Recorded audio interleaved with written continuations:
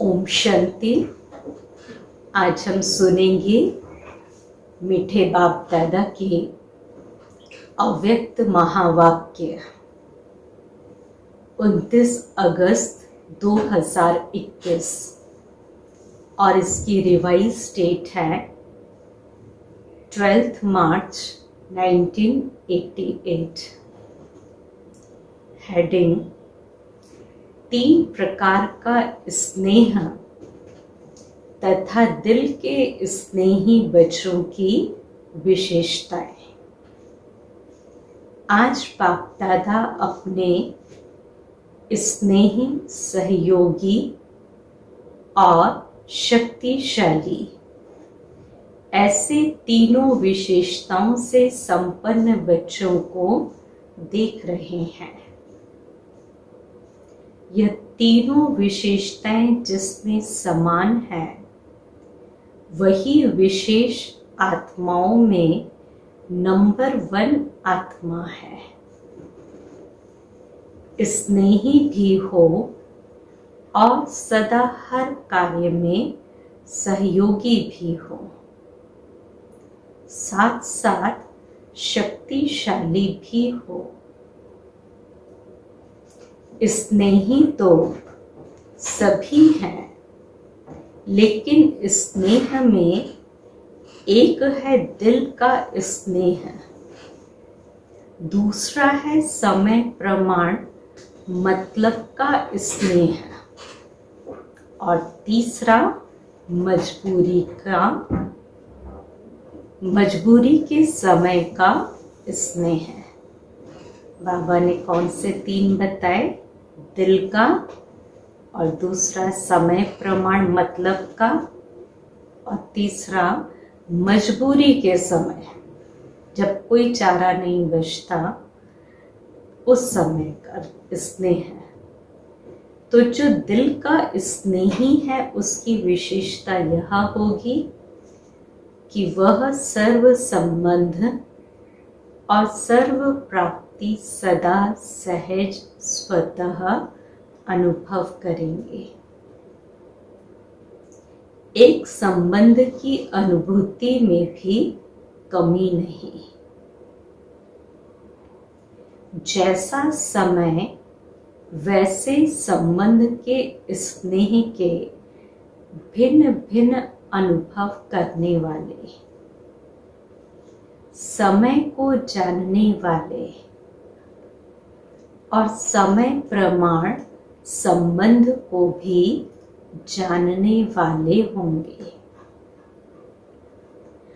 अगर बाप जब शिक्षक के रूप में श्रेष्ठ पढ़ाई पढ़ा रहे हैं, ऐसे समय पर शिक्षक के संबंध का अनुभव न कर सखा रूप की अनुभूति में मिलन मनाने व रूह रिहान करने में लग जाए तो पढ़ाई की तरफ अटेंशन नहीं होगा। बाबा कहते शिक्षक का संबंध अनुभव कर सखा को सामने लाएं और रूह रिहान करे तो फिर पढ़ाई का अटेंशन कहाँ जाएगा। और पढ़ाई के समय अगर कोई कहे कि मैं आवाज से परिस्थिति में बहुत शक्तिशाली अनुभव कर रहा हूँ, तो क्या पढ़ाई के समय यह राइट है?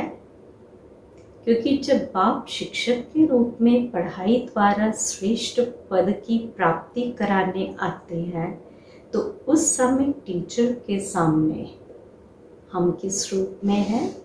गॉडली स्टूडेंट लाइफ ही यथार्थ है। तो इसको कहा जाता है समय की पहचान प्रमाण, संबंध की पहचान और संबंध प्रमाण स्नेह के प्राप्ति की अनुभूति। तो यही बुद्धि को एक्सरसाइज कराओ। जो जैसा चाहे, जिस समय चाहे, वैसे स्वरूप और स्थिति में स्थित हो सके। जैसे कोई शरीर में भारी है, बोझ है, तो अपने शरीर को सहज जैसे चाहें वैसे मोल्ड नहीं कर सकेंगे। ऐसे ही अगर मोटी बुद्धि है, अर्थात किसी न किसी प्रकार का व्यर्थ बोझ व व्यर्थ किचड़ा बुद्धि में भरा हुआ है, कोई ना कोई अशुद्धि है, तो ऐसी बुद्धि वाला जिस समय चाहें वैसे बुद्धि को मोल्ड नहीं कर सकेगा। इसलिए बहुत स्वच्छ, महीन अर्थात अति सूक्ष्म बुद्धि, दिव्य बुद्धि, बेहद की बुद्धि व विशाल बुद्धि चाहिए। ऐसी बुद्धि वाले ही सर्व संबंध का अनुभव जिस समय जैसा संबंध वैसे स्वयं के स्वरूप का अनुभव कर सकेंगे।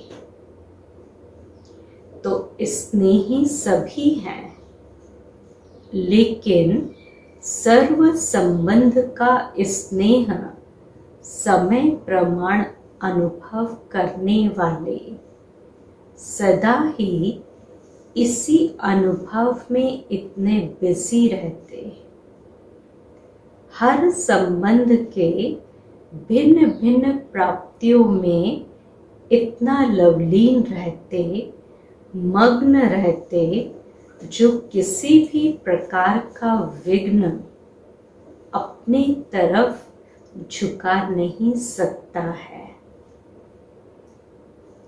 इसलिए स्वतः ही सहज योगी स्थिति का अनुभव करते हैं। इसको कहा जाता है नंबर 1 यथार्थ स्नेही आत्मा। स्नेह के कारण ऐसी आत्मा को समय पर बाप द्वारा हर कार्य में स्वतः ही सहयोग की प्राप्ति होती रहती है। इस कारण स्नेह अखंड, अटल, अचल, अविनाशी अनुभव होता है। तो समझा, यह है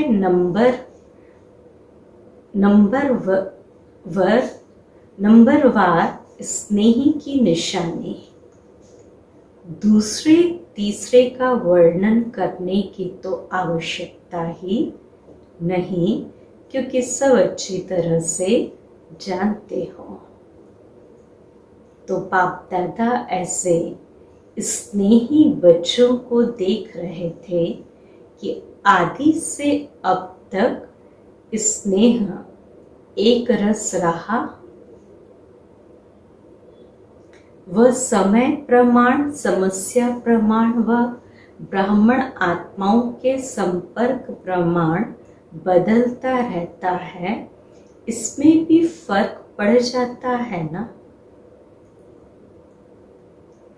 आज स्नेह का सुनाया, फिर सहयोग और शक्तिशाली तीनों विशेषता वाली आत्मा का महत्व सुनाएंगे। तीनों ही जरूरी है। आप सब तो ऐसे स्नेही होना, प्रैक्टिस है ना। जब जहां बुद्धि को स्थित करने चाहो ऐसे कर सकते हो ना। कंट्रोलिंग पावर है ना। रूलिंग पावर तब आती है जब पहले कंट्रोलिंग पावर हो, और जो स्वयं को ही कंट्रोल नहीं कर सकता वह राज्य को क्या कंट्रोल करेगा। इसलिए स्वयं को कंट्रोल में चलाने की शक्ति का अभ्यास अभी से चाहिए, तब ही राज्य अधिकारी बनेंगे। समझा? आज तो मिलने वालों की कोटा पूरी करनी है। देखो, संगम युग पर कितना भी संख्या के बंधन में बांधे, लेकिन बंध सकते हो, संख्या से ज्यादा आ जाते हैं। इसलिए समय को, संख्या को और जिस शरीर का आधार लेते हैं उसको देख उसी विधि से चलाना पड़ता है, उसी विधि से चलना पड़ता है। वतन में यह सब देखना नहीं पड़ता, क्योंकि सूक्ष्म शरीर की गति स्थूल शरीर से बहुत तीव्र है। एक तरफ साकार शरीरधारी और दूसरी तरफ फरिश्ता स्वरूप, दोनों के चलने में कितना अंतर होगा। फरिश्ता कितने में पहुंचेगा और साकार शरीरधारी कितने में पहुंचेगा, बहुत अंतर है। ब्रह्मा बाप भी सूक्ष्म शरीरधारी बन कितनी तीव्र गति से चारों ओर सेवा कर रहे हैं। वही ब्रह्मा साकार शरीरधारी रहे और अब सूक्ष्म शरीरधारी बन कितने तीव्र गति से आगे बढ़ और बढ़ा रहे हैं। यह तो अनुभव कर रहे हो ना। सूक्ष्म शरीर की गति इस दुनिया के सबसे तीव्र गति के साधनों से तेज है। एक ही सेकंड में उसी समय अनेकों को अनुभव करा सकते हैं।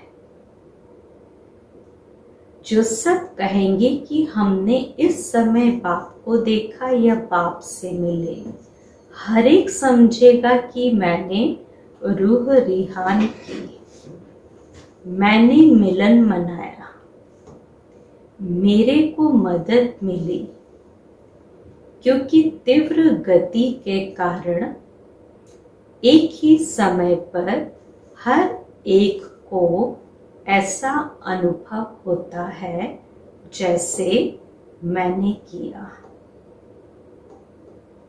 तो फरिश्ता जीवन मुक्त जीवन है, भल सेवा का बंधन है, लेकिन इतना फास्ट गति है जो जितना भी करे उतना करते हुए भी सदा फ्री है। जितना ही प्यारा उतना ही न्यारा, कराते सबसे हैं, लेकिन कराते हुए भी अशरीरी फरिश्ता होने के कारण सदा ही स्वतंत्रता की स्थिति का अनुभव होता है, क्योंकि शरीर और कर्म के अधीन नहीं है। आप लोगों को भी अनुभव है कि जब फरिश्ते स्थिति से कोई कार्य करते हो तो बंधन मुक्त अर्थात हल्कापन अनुभव करते हो ना। और जो है ही फरिश्ता, लोक भी वह, तो शरीर भी वह, तो क्या अनुभव होता होगा, जान सकते हो ना? अच्छा, चारों ओर के सर्व दिल के स्नेही बच्चों को, सदा दिव्य विशाल बेहद बुद्धिमान बच्चों को, सदा ब्रह्मा बाप समान फरिश्ता स्थिति का अनुभव कर तीव्र गति से सेवा में स्व उन्नति में सफलता को प्राप्त करने वाले, सदा सहयोगी बन बाप के सहयोग का अधिकार अनुभव करने वाले ऐसे विशेष आत्माओं को, समान बनने वाली महान आत्माओं को बाप दादा का याद प्यार और नमस्ते। हम बच्चों की भी बाप दादा को याद प्यार, गुड मॉर्निंग, नमस्ते। फिर अव्यक्त बाप दादा से पर्सनल मुलाकात। सदा बेफिक्र बादशाह होना। जब बाप को जिम्मेवारी दे दी तो फिक्र किस बात का? जब अपने ऊपर जिम्मेवारी रखते हो तो फिर फिक्र होता है, क्या होगा, कैसे होगा। और जब बाप के हवाले कर दिया तो फिक्र किसको होना चाहिए, बाप को या आपको? और बाप तो सागर है, उसमें फिक्र रहेगा ही नहीं। तो बाप भी बेफिक्र और बच्चे भी बेफिक्र हो गए। तो जो भी कर्म करो, कर्म करने से पहले यह सोचो कि मैं ट्रस्टी हूँ। ट्रस्टी काम बहुत प्यार से करता है, लेकिन बोझ नहीं होता है। ट्रस्टी का अर्थ ही है सब कुछ बाबा तेरा। तो तेरे में प्राप्ति भी ज्यादा और हल्के भी रहेंगे, काम भी अच्छा होगा, क्योंकि जैसी स्मृति होती है वैसी स्थिति होती है। तेरा माना बाप की स्मृति। कोई रिवाजी महान आत्मा नहीं है, बाप है। तो जब तेरा कह दिया तो कार्य भी अच्छा और स्थिति भी सदा बेफिक्र। जब बाप ऑफर कर रहा है कि फिक्र दे दो, फिर भी अगर ऑफर नहीं माने तो क्या करेंगे? बाप की ऑफर है बोझ छोड़ो।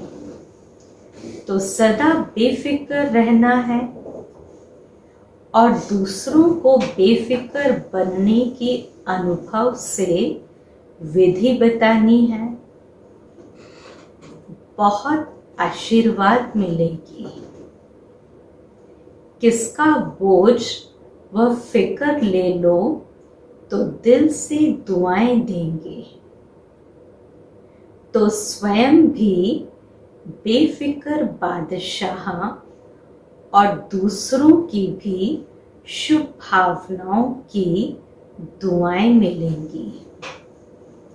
तो बादशाह हो, अविनाशी धन के बादशाह हो।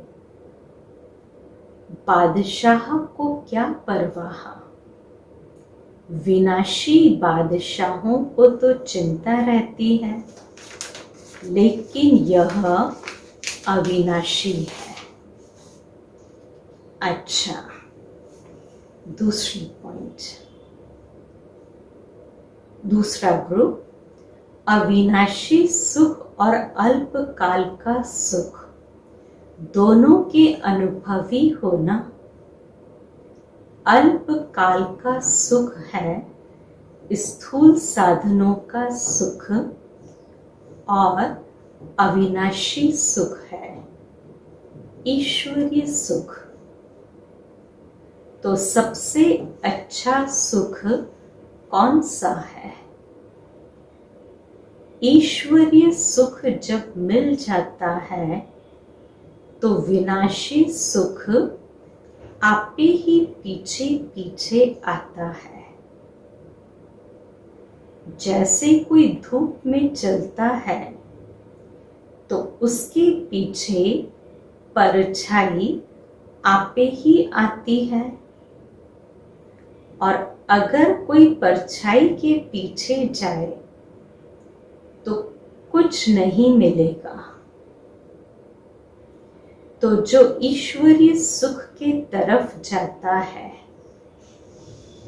उसके पीछे अल्पकाल का सुख स्वतः ही परछाई की तरह आता रहेगा। मेहनत नहीं करनी पड़ेगी। जैसे कहते हैं कि जहाँ परमार्थ होता है वहाँ व्यवहार स्वतः सिद्ध हो जाता है। ऐसे ईश्वरीय सुख है परमार्थ और विनाशी सुख है व्यवहार। तो परमार्थ के आगे व्यवहार आपे ही आता है। तो सदा इसी अनुभव में रहना जिससे दोनों मिल जाए, नहीं तो एक मिलेगा और वह भी विनाशी होगा।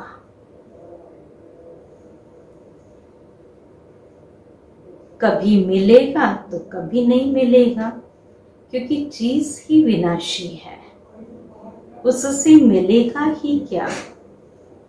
जब ईश्वरीय सुख मिल जाता है तो सदा सुखी बन जाते हैं। दुख का नाम निशान नहीं रहता।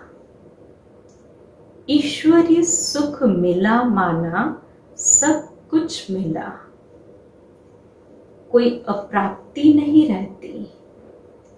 अविनाशी सुख में रहने वाला विनाशी चीजों को न्यारा होकर यूज करेगा, फंसेगा नहीं। फिर तीसरे ग्रुप से सदा अपने को कल्प पहले वाले विजयी पांडव समझते हो। जब भी पांडवों के यादगार चित्र देखते हो तो ऐसे लगता है कि यह हमारा यादगार है। तो पांडव अर्थात सदा मजबूत रहने वाले, इसलिए पांडवों के शरीर लंबे चौड़े दिखाते हैं, कभी कमजोर नहीं दिखाते। आत्मा बहादुर है, शक्तिशाली है, उसके बदले में शरीर शक्तिशाली दिखाए हैं। पांडवों की विजय प्रसिद्ध है। कौरव अक्षौणी होते भी हार गए और पांडव 5 होते भी जीत गए। क्यों विजयी बने? क्योंकि पांडवों के साथ बाप है। पांडव शक्तिशाली है, आध्यात्मिक शक्ति है, इसलिए अक्षौणी कौरवों की शक्ति उनके आगे कुछ भी नहीं है।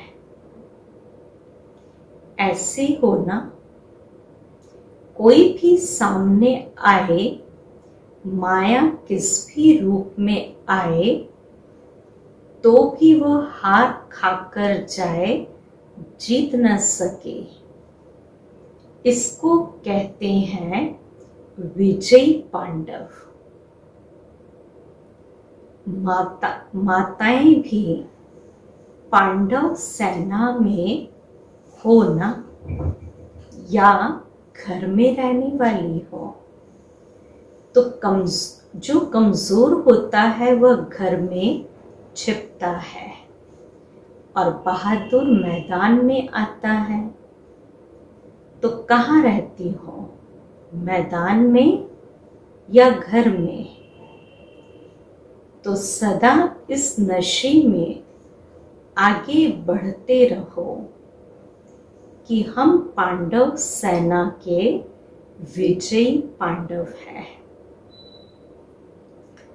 चौथे ग्रुप से अपने को बेहद के निमित्त सेवाधारी समझते हो। बेहद के सेवाधारी अर्थात किसी भी मैंपन के व मेरेपन की हद में आने वाले नहीं। बेहद में न मैं है और न मेरा है, सब बाप का है। मैं भी बाप का, तो सेवा भी बाप की। इसको कहते हैं बेहद सेवा। ऐसे बेहद के सेवाधारी हो या हद में आ जाते हो। बेहद के सेवाधारी बेहद का राज्य प्राप्त करते हैं।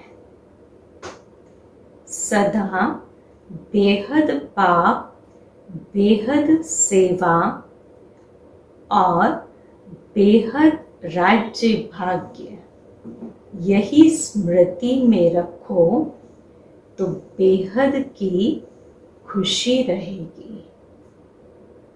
हद में खुशी गायब हो जाती है और बेहद में सदा खुशी रहेगी। अच्छा, फिर विदाई के समय अभी तो सेवा के प्लान्स बहुत अच्छे बनाए हैं। सेवा भी वास्तव में उन्नति का साधन है।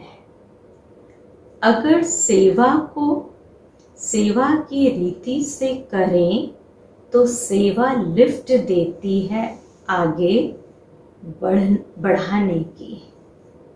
सिर्फ प्लेन बुद्धि बनकर प्लान बनाए, जरा भी कुछ यहाँ वहाँ का मिक्स ना हो। जैसे कोई बढ़िया चीज बनाकर रखो और यहाँ वहाँ की हवा से कुछ किचड़ा पड़ जाए तो क्या हो जाएगा? तो संभाल कर रखते हैं ना। तो यहाँ वहाँ का कुछ भी मिक्स नहीं हो जाए।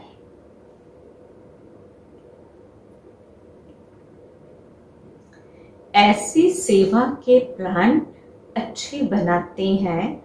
सेवा में मेहनत नहीं लगती, खुशी होती है क्योंकि लगन से करते हैं। उमंग उत्साह भी अच्छा रखते हैं। बाप दादा सेवा का उमंग देख करके खुश भी होते हैं। सिर्फ मिक्स न हो तो जितने समय में सेवा हुई है उससे 4 गुना हो सकती है। प्लेन बुद्धि फास्ट गति की सेवा को प्रत्यक्ष दिखाएगी। फिर भी सोचना पड़ता है ना कि अब करें या न करें। यह तो नहीं होगा, वह तो नहीं होगा। लेकिन सब एक बुद्धि हो जाए। जिसने किया वह अच्छा, जो किया वह अच्छा, यह पाठ पक्का हो जाए तो तीव्र गति की सेवा आरंभ हो जाए। वैसे पहले से सेवा की गति तीव्र हो रही है, बढ़ रही है, सफलता भी मिल रही है। लेकिन अभी के हिसाब से विश्व की आत्माओं को संदेश देने के हिसाब से तो अभी कोने तक पहुंचे हैं। कहाँ 550 करोड़ आत्माएं और कहाँ संदेश पहुंचा होगा तो 1-2 करोड़ तक। बाकी कितने पड़े हैं? हाँ, ये राजधानी के नजदीक वाले पहुंच गए हैं, लेकिन चाहिए तो सब।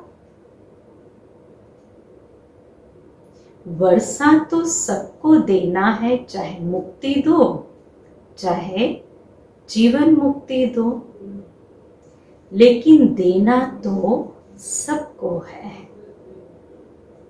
एक भी बाप का बच्चा वंचित तो नहीं रह जाए।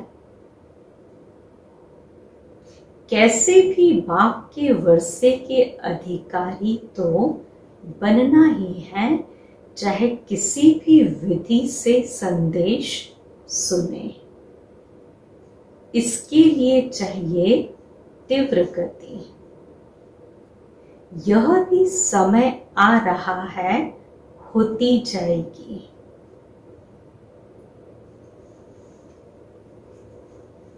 अभी धीरे धीरे सभी धर्म वाले अपनी बातों में मोल्ड हो रहे हैं।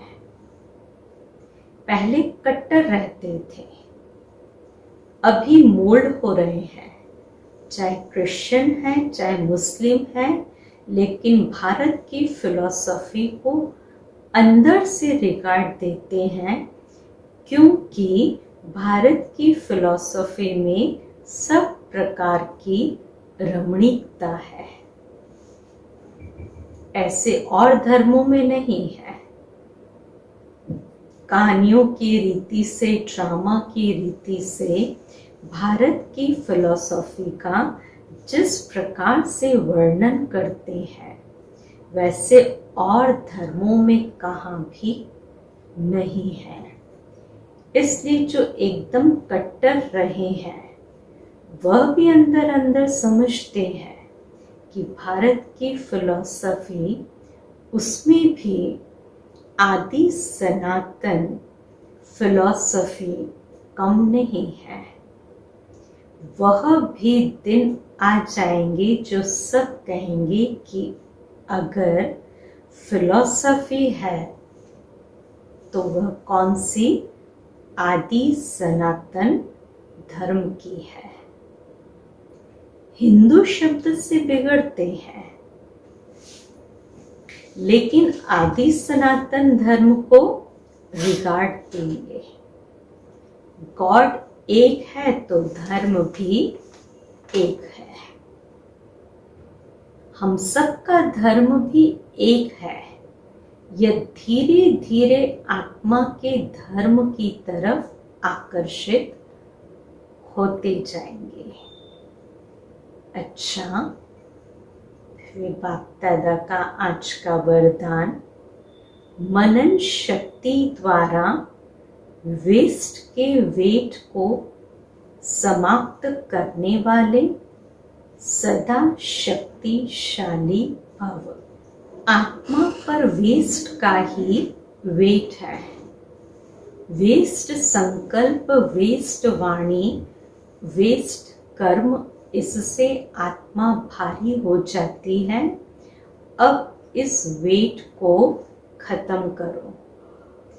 इस वेट को समाप्त करने के लिए सदा सेवा में बिजी रहो। मनन शक्ति को बढ़ाओ। मनन शक्ति से आत्मा शक्तिशाली बन जाएगी। जैसे भोजन हजम करने से खून बनता है, फिर वह शक्ति का काम करता, ऐसी मनन करने से आत्मा की शक्ति बढ़ती है। स्लोगन: जो अपने स्वभाव को सरल बना लेते हैं, उनका समय व्यर्थ नहीं जाता। जो अपने स्वभाव को सरल बना लेते हैं, उनका समय व्यर्थ नहीं जाता। अच्छा, ओम शांति।